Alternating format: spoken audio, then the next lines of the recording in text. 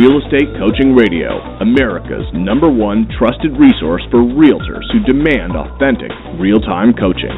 Starring award-winning real estate coaches Tim and Julie Harris. Get ready for unfiltered, full-strength honesty about what is truly working to get you into action and make you money in this new real estate boom. Now to our hosts, Tim and Julie Harris. Welcome back to Real Estate Coaching Radio. We are your humble hosts, Tim and Julie Harris. We're broadcasting live from lovely Austin, Texas.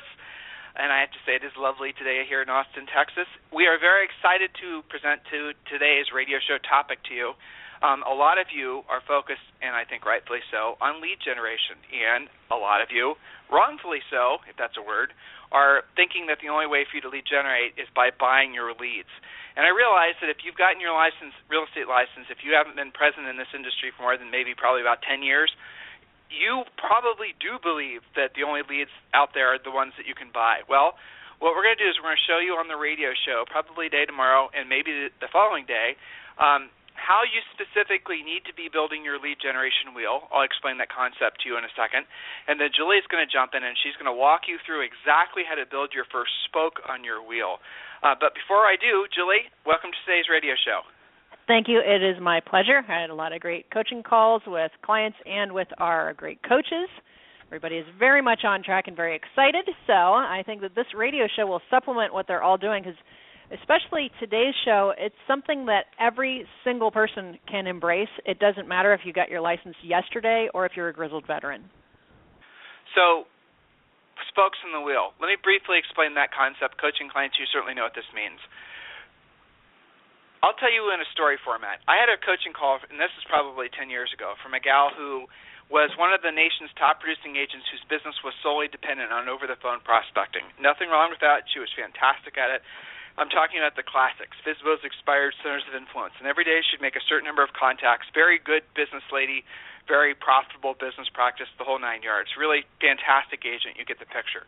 Well, she called me after she had gone through what was essentially 60 days of hell. What had happened? She got laryngitis. I don't know if you've ever had laryngitis before. I've had laryngitis before.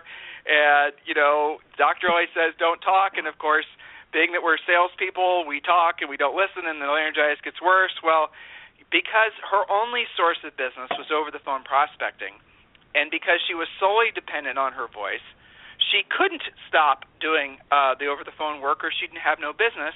As a result of that, her laryngitis got worse and worse, to the point where literally she couldn't talk. She had no voice. And she said that this went on for like a week or two, where basically, in essence, she couldn't speak. So she comes through the laryngitis, and I'm having a free coaching call with her. By the way, you guys can have a free coaching call as well at freecoachingcallsforagents.com. And remember, when you do, we give you copies of our 2 of our books. We have several books, but one is the Real Estate Treasure Map, and the other is Think and Grow Rich for Real Estate. So I'm having this coaching call with her. Her voice was, I'd say probably 75% mended, but she said she was never going to make the mistake again. That's the reason she was calling us, of being what we I think termed one spoke wonders. And what that is an agent who only has one source of business. So the wheel analogy is this: imagine imagine a wheel rolling down the road. Now, if that wheel has one spoke and it hits even the smallest of pebbles in the road, the wheel's going to collapse, right? There's no integrity to the wheel. Well, if you are an agent who has one source of business, in her case it was over-the-phone prospecting, which was solely dependent on her ability to, talk, well, then what that led to, in essence, was when she lost her voice, she found out that her business had no integrity in terms of its ability to generate, new business, new leads. She couldn't really do anything. You get the concept. Those of you who are basically buying your business from different sources, those spokes are even more perilous because they are dependent on an outside source. They're not even dependent on you. The outside source, like you guys have been buying, some of you have been buying leads from the various portals, and you've noticed that the quality in many cases has gone down, the cost has gone up.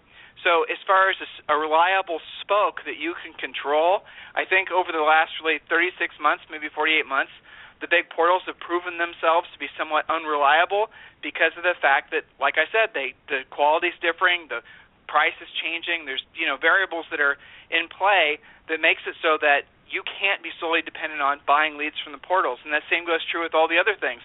I remember very clearly, it was in 2007, 2008, somewhere in there, the big thing, and you guys will remember this too. I'm laughing because people were treating this like it was a religion, social networking. Do you remember how aggressive people were thinking and trying to basically defend the position that social networking was somehow going to be the latest, greatest thing, and how tweeting and how hashtagging and all the rest of it? And that stuff was a fun little experiment, I think, if nothing else, into marketing. And for a short while, when it was new, before it was oversaturated, that stuff was fairly good at generating business. It did generate leads. It was kind of novel. People were sort of, they were entranced by it. But what's happened? Time's marched on. Only 7 or 8 years, 9 years later, now what are we saying? Oversaturated, too many people have done it. People aren't paying attention to it. As far as the social networking stuff goes, it's still something you should have in your business. But as far as those agents who were thinking it was going to become, to use our vernacular, their main spoke for lead generation, well, what happened is they were very, very disappointed. Now, again, I just want to be clear. I'm not saying don't do social networking. But what I am suggesting to you is that you don't have that be your only spoke. Because if you do, you're going to be greatly disappointed when you find out that its effectiveness diminishes or is already diminished to the point of being almost not worth pursuing, other than to enhance the other stuff you're doing. So what we're going to do this week is we're focusing on what should be your core spoke. So, wheel analogy to close that loop for you, pun intended. You should have 7 strong spokes on your wheel. That should be your goal. Any top producer that we've ever coached or we've ever interviewed, anyone you ever come across that is truly successful in this business consistently, not just a good month or a good year, but a good decade, right? Agents who are the true multi-millionaires in this industry, you'll find that generally speaking they have at least 7 core spokes. Again, go back to the gal I was telling you about. If she had, say, for example, other spokes on her wheel that weren't dependent on her ability to speak, and she got laryngitis, well, she would have been fine because those other spokes would have been generating business and leads for her. That's what I want for all of you. You need to have that stability, that integrity to your lead generation, so that when it comes time for you to maybe go on vacation, there's a novel concept, or maybe take some time off, that you're not just basically completely out of business in terms of lead generation. So what we're going to be sharing with you is the core spoke that all of you should have as the primary spoke on your wheel. And that core spoke, or the topic of today's call, and probably this next few days' call, is your 12-month lead generation plan with a focus on centers of influence and past clients. Now, centers of influence and past clients should always be your core spoke. Julie's going to discuss that with you. But what we're going to do is we're going to share with you, and I want you to write this down, take great notes, a step-by-step, month-by-month, exactly what to do and say plan for your centers of influence and past clients. Those of you who have become over-reliant on email or newsletters, for that matter, thinking that was going to keep those relationships strong, what you're seeing, again, is that oversaturation creeping back in. A lot of you have been lulled into believing that passive stuff with your centers of influence, dropping things off their house maybe, or sending them emails or newsletters, you've been lulled into believing that those things by themselves will be effective at generating business for you. Now, will they work at some level? Yes, of course they will. But will they work at the level that you're hoping they will? Probably not. Why? Because you're not the only one doing them. There's been a lot of interesting coaching stories about, for example, in October, agents think, okay, well, I think it's a great idea for me to drop off pumpkin pies. A lot of centers of influence and past client-based agents, they follow the same exact regimen. Forget-me-not seeds in April. They'll do pumpkin pies, and you guys get the idea. Well, what happens when you're not the only agent dropping a pumpkin pie off of that same seller's house? What makes you think that person doesn't have multiple agents that are following the exact same center of influence and past client plan? You see what happens there? It becomes oversaturated. You guys remember, a lot of you are tech-focused, which I appreciate. you remember what was about 24 months ago, the big thing was Facebook ads, and Facebook ads do still work. But the Facebook ad that everyone was talking about was the Facebook ad where you were, in essence, offering a CMA. Okay, so when that, not a new concept, been around forever, obviously. You guys have been in the business for any amount of time. You know that that's something that, agents have been advertising free market analysis ever since people have been living in caves. So what happened? Other agents started doing it, and then on everyone's Facebook feed, there were 10 agents offering them CMAs using slightly different copy and slightly different offers, and all of that. But it became oversaturated. So it worked for maybe a month or two, and that's what the interesting thing about Facebook. When you see these ads come out or you see these ad concepts come out for real estate agents, they work for about a month because it becomes oversaturated. Other agents start doing it. Well, the same thing happens with the old school centers of influence and past client plans.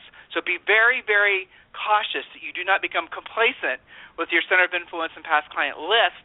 Otherwise, you're going to wonder at the end of the year, you're going to say, well, why am I not getting the same percent of business from that list as I used to? Well, we're going to give you a 12-month plan. Most of these ideas are unique. All these ideas are things you can do with virtually no expense, and it won't take a lot of time, and will keep you at the front of the mind of all your centers of influence and past clients. So, Julie, let's just jump right in. You got it. So how do you create a steady flow of referrals and repeat business? You've got to create a 12-month plan and be committed to that plan so you get into action and out of planning mode. One of the most common things we hear from new coaching clients, I've been circling the wagons on my past client center of influence list. I've never really gotten that together. I don't really have a plan. So our goal here on these radio shows is to get you into action and out of planning, right? So here's the fact.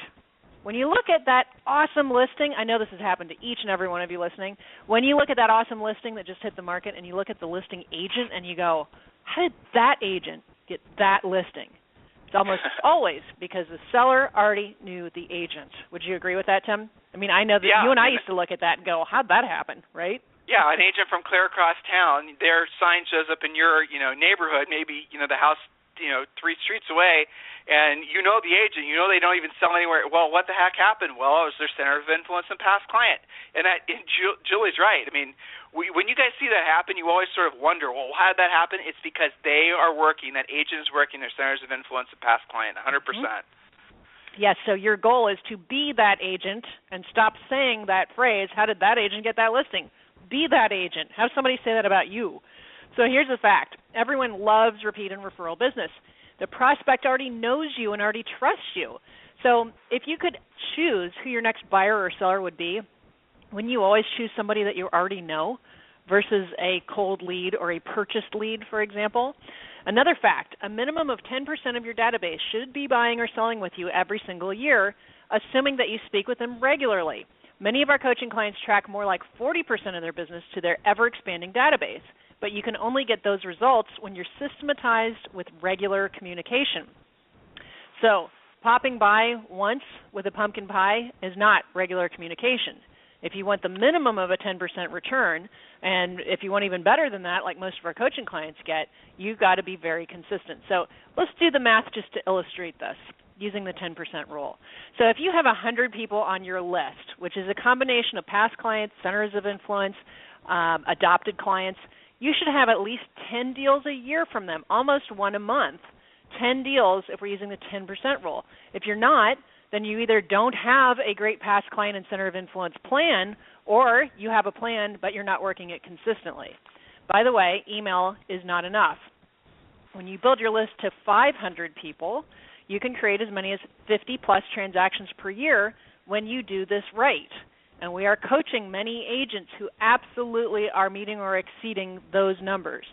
So here's the thing. They didn't do it in 30 days. They didn't do it with one pumpkin pie. They didn't do it with one thank you card. They've been very consistent. Your expansion plan should start today. So again, stop circling the wagons and get into action.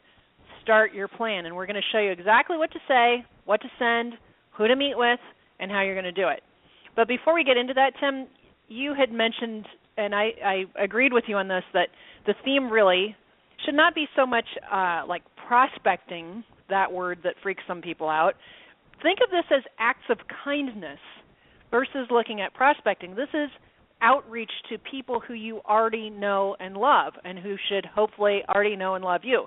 Acts of kindness gets to our communication plan here versus, oh my God, I got to prospect past clients. Does that make sense? What you're talking about is mindset, right? So what Julie is suggesting, a lot of you who do have natural resistance, and it happens with all salespeople, by the way, to actually doing the direct contacting with folks, it's because you have all these fears that pop into your head. And the fears are, let's just put them all out there. The fears are, oh my gosh, if I call these people, or if I stop by, if I have any sort of direct contact, they could reject me. They could think bad thoughts about me. They could think I'm desperate. They could think I'm this, I'm that, the other. In other words, them. Right. So all those thoughts, guys, and I know this isn't something that's really, you're going to want to probably, most of you not want to really listen to this little bit of it, but the reality of it is those are all ego-based thoughts. They're not real. We did a radio show a while ago, you guys should listen to this, about psychological fears versus real fears. Psychological fears are just ego-based fears, and what a lot of you experience without knowing it are ego-based psychological fears. Your mind creates obstacles that do not exist. And as a result of that, it prevents you from being of service to other folks. You're just literally so wrapped up in your own mind of all the what-ifs, and it's like a what-if kind of thing is constantly rolling around in your head that you just don't make the effort. Now, here's a way to reframe that. There's, opposed to worrying about how to psychologically move yourself beyond that, the easiest and quickest way is just to reframe it. So if your mindset is, how can I be of service to others? It's the reason we say it constantly on the radio show, guys. How do we be of service to others? How can you make it so your most prominent thought every day is being of service to others? Well, opposed to thinking of what we're going to ask you to do as making a contact, which, again, triggers those ego-based psychological fears, just replace that with an act of kindness. So Julie's not going to ask you, well, she is, but so she's going to ask you to make, say, for example, 5 over-the-phone contacts. Okay, right there, a lot of you have just shut us off psychologically. I get it, but before you go, let me reframe it. We want you to do 5 acts of kindness per day. See how that's different? Do you see how you immediately felt different when you reframed it, that you were actually doing good, you were actually trying to help other people, especially your centers of influence and past clients? So what it is if you are knowing that you're doing something that's going to be of value to the people you're calling, if you're able to offer them something that you know that they'll want, not just want, be sincerely appreciative of, then you're going to be really anxious and excited about making those contacts, correct? So that's what this 12-month plan is. They're unique things that we're going to suggest that you do, and those things are going to be putting you in a position where they're going to be received warmly from the recipient. In other words, they're acts of kindness. Who doesn't want an act of kindness granted on them? Everybody does. Go ahead, Jules. All right, so here's a secret before we get going on this. Avoid dependence on electronic communication, because I guarantee you, Tim, when you were talking about getting out of the prospecting mindset and into the act of kindness mindset, some of them were going, well, maybe I can just email them instead. Maybe I can just, send some texting instead. I'll just be better on Facebook. No. Remember, secret to this, avoid dependence on electronic communication. We're not saying don't do it, but we are saying don't make it the only thing you do. Well, but Julie, let's actually be more direct with that, okay? We were talking about oversaturation before. We were talking about too many people doing the same thing, too many salespeople doing the same thing. We were talking about the fact that your centers of influence and your past client list, and we're going to tell you how to put one together here, or at least enhance the one you have here in a second. But what we are suggesting to you is you are not the only agent that's contacting those people. You're not the only one that's emailing them market updates. You're not the only one that's mailing them a newsletter. You're not the only one, like I said earlier, that's dropping off the seasonal, little tchotchkes like pumpkin pies. You're not the only one that's doing those types of things. So, in essence, the electronic communication has become oversaturated. The Facebooking, the Twittering, the emailing, the rest, all that stuff. The top producing agents in the country, this is a huge, it's not even a secret. It should be common sense, but I'll call it a secret to get your attention. The top producers in the country, we coach a lot of them. We interview a lot of them.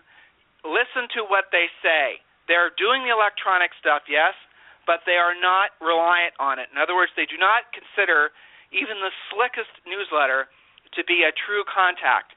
Their contacts are all over the phone. Now, if I'd interviewed, or we were coaching those people 10 years ago, when a lot of these sort of passive contact things were novel and people were actually paying attention to them, then maybe they didn't have to do the over-the-phone work. So maybe, in other words, the over-the-phone work was I think successfully, maybe for a brief time in our, in history, was replaced maybe for 24, maybe 36 months by some of the electronic stuff because people were receptive to it. Then what happened? Thousands of agents started doing the same thing, started using the same programs. Nobody pays attention to that stuff. Google has gotten wise to it. They've started obviously sending a lot of that stuff to your junk, spam, whatever folder, leaving what? Those of you who've never really adopted or embraced the concept of over-the-phone contacts or in-person contacts, it's leaving you out in the cold. That's one of the biggest fallacies in these passive centers of influence and past client systems that a lot of you guys subscribe to. Oh, I get it. I understand why you'd find that alluring. I mean, I get it. Yes, you can subscribe to some list and some system will mail out some letter and your phone will ring or you'll get an email and it'll be a come list me. I get it. It's very romantic, but it doesn't work. It doesn't work at the level that you need it for it to work. So you're going to have to embrace the fact that the agents and the top producing agents that are killing it in this market are the ones that are picking up the phone because nobody else is picking up the phone. That's the thing that's happened. The pendulum has swung too far to the making contacts passively, side, and now the agents who are willing to pick up the phone. And remember, these are opportunities for you, acts of kindness. We're going to give you the 12-month plan.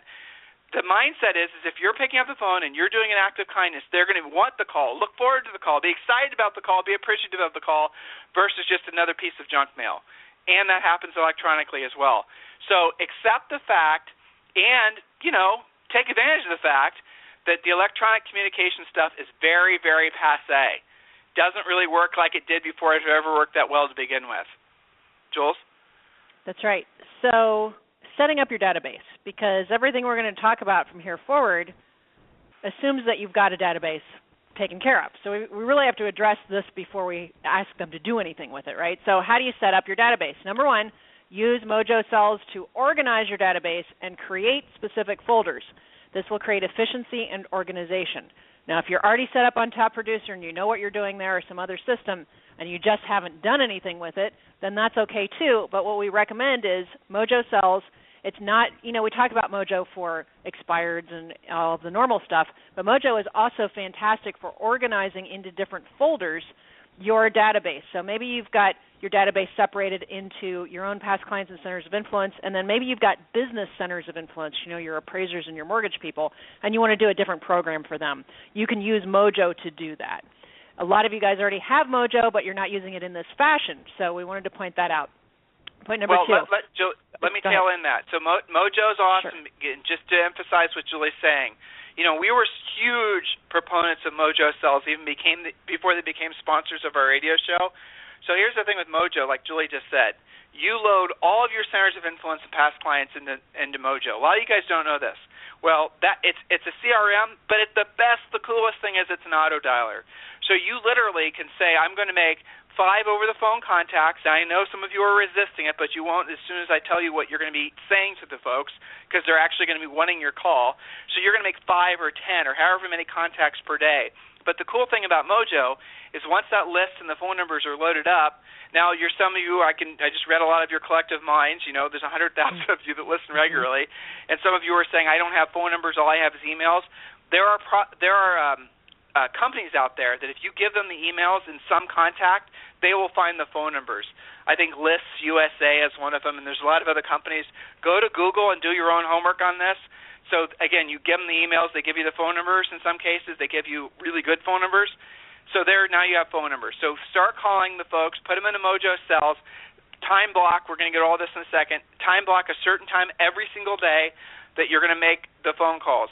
It's beautiful, it's elegant, it's the reason we love Mojo. You go to the website, you hit the start button, the thing starts dialing the phone numbers that you've preordained it to call on that particular day.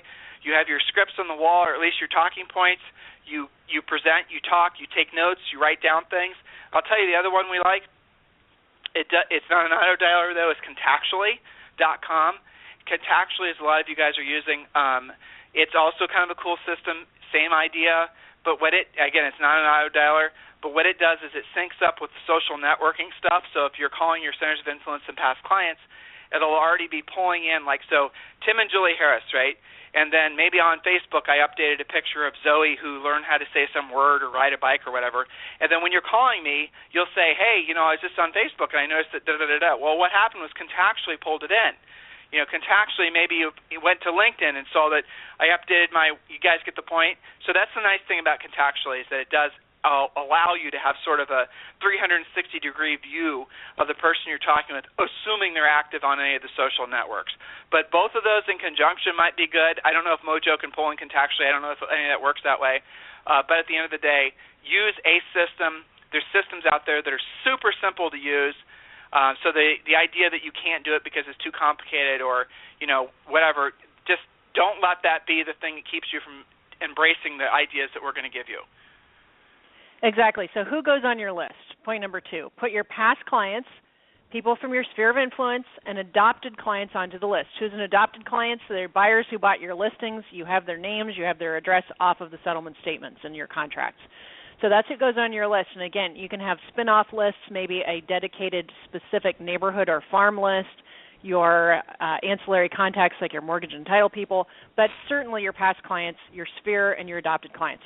Point number 3, commit to adding at least 5 new people per week to this list through your closings, your clubs, your meetings, and your general travels. Remember the difference between 10% of 100 and 10% of 500. 10% of 500 is more deals. So the only way that's going to happen is adding new people to your list. Point number 4, update this list weekly as part of your job. This is really critical. Commit to never letting it get out of control or outdated ever again. And Tim, I always remember back to the event we had with the top 100 agents and the question that you asked some of these grizzled veterans that have been in business for 20, 30 plus years and have thousands of past clients. They always say the same thing. One thing they would have changed is they would have been better at this earlier. So the Absolutely. database is critical. It is part of your job. And if you worked for Tim and Julie Harris Company and we were your broker, we would say, you know what, we're going to pay you this much per year, but part of your job is keeping your database updated. You don't do that, we're going to fire you. Well, when you don't do that for yourself, you're kind of firing yourself without even really knowing it. You're becoming self-unemployed because you're not doing this at a high level. So this might be a good place to take a break and do a continued show on this ongoing, because today we covered a lot of ground. We talked about how to set up your database. We talked about why this is so critical. Would you want me to keep going, or do you think that's enough for them to we'll digest? So here, right. So tomorrow, what we're going to do is we're going to give you like month 1, month 2, month 3, and like I said, we're going to probably end up having this be over a couple different radio shows. Make sure you listen in every day and you take notes. The idea is what you're going to walk away with is a specific, easy to follow plan that you're enthusiastic and you're excited about and doesn't cost you anything to follow. So, take notes. That's the main thing. We don't provide notes for our radio show. You guys are expected to take notes. If there's anything we can ever do for you, please request a free coaching call at freecoachingcallsforagents.com. And listen, guys, when you get your free coaching call, you're going to walk away with a business plan that's something that is valid really any time of the year, but especially this time of year. And you do get copies of 2 of our books, Think and Grow Rich for Real Estate, and also the Real Estate Treasure Map. So do request a free coaching call. If there's ever anything we can do for you, show topic ideas, people we should be interviewing, do feel free to email Julie or I directly, and I really appreciate it when you guys do. We usually use your ideas. It's tim@timandjulieharris.com or julie@timandjulieharris.com. Just email us directly any show ideas. And like I said, we always appreciate the feedback. In the meantime, have a fantastic day, and we'll talk with you on the radio tomorrow. This program has been a presentation by Tim and Julie Harris, Real Estate Coaching. For more information on our real estate coaching and training programs, visit our website at timandjulieharris.com. Remember to tune in weekdays at noon for upcoming shows. And until next time, thank you for listening to Real Estate Coaching Radio with Tim and Julie Harris.